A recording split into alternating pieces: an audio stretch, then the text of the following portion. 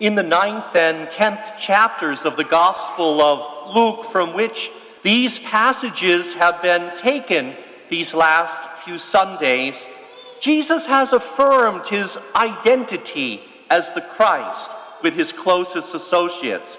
He's predicted his passion and then set out for Jerusalem, where all that he has come to accomplish will finally be fulfilled. The journey provides the context for Jesus to teach his followers what discipleship is really all about. Losing one's life in order to save it. Leaving all behind and never looking back. Going where you are sent and announcing the kingdom. Indeed, each of the passages we have heard over the past few weeks has served to remind us that there is a great cost to authentic discipleship, and the message of today's parable is no exception. Simply stated, the Samaritan was willing to pay that price. The priest and the Levite were not. There is a great irony in this story as told by Jesus, because while the priest and the Levite thought they were serving God in the temple, they proved not to serve him by walking by the victim. Yet the despised Samaritan does serve God by stopping. And through contrast, we surmise the reasons why. We may discover some simple but important truths about discipleship for ourselves. Why would a priest and a Levite pass by a person in terrible distress? Could it be less that they were completely void of any compassion, and more likely that they were on their way to the temple to perform their duties and needed to proceed there without delay? In fact, to stop and help a person whom we assume was bleeding would have made each of them unkosher, ritually unclean, therefore unfit to enter the temple precincts. We must remember, too, that priestly service in the temple was not a regular thing. It was a rare privilege. It fell to a person first by their family lineage and then by lot. And so the priest did not want to miss his turn in the temple that day, because if he did, it might mean a great deal of time before that privilege fell to him again.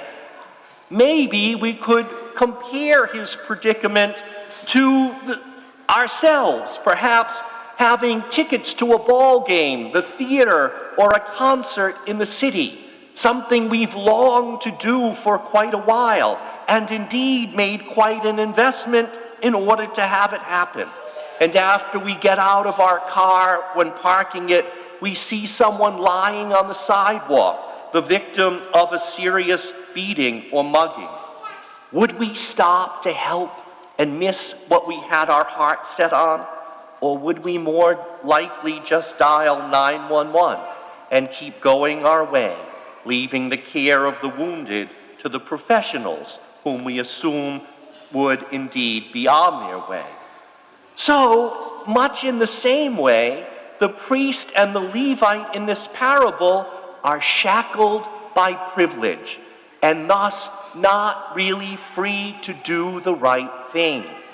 In contrast, the Samaritan, who was considered a half-breed and therefore unkosher, was prohibited from ever entering the temple in Jerusalem. So, not imprisoned by his position or burdened by any privilege, unconcerned about remaining unsoiled because he was already thought to be unclean, the Samaritan was in fact free to do what was right for his neighbor in need in the eyes of God. Nothing prevented him from doing what was required to observe God's law. Indeed, out of love for God who remains unseen, The Samaritan was free to get his hands dirty, to spend his time, his energy, his resources to love the neighbor in need whom he could indeed see. The parable then, of course, invites us to examine our own lives in light of this truth and to ask ourselves, how free are we to fully follow Jesus Christ? Is there anything that would still prevent us from following his footsteps? Anything that could cause us to look back after setting our hand to the plow? What still might deter us from accepting the sacrifice required to love others out of love for God? On his way to Jerusalem, Jesus taught us what discipleship really entails.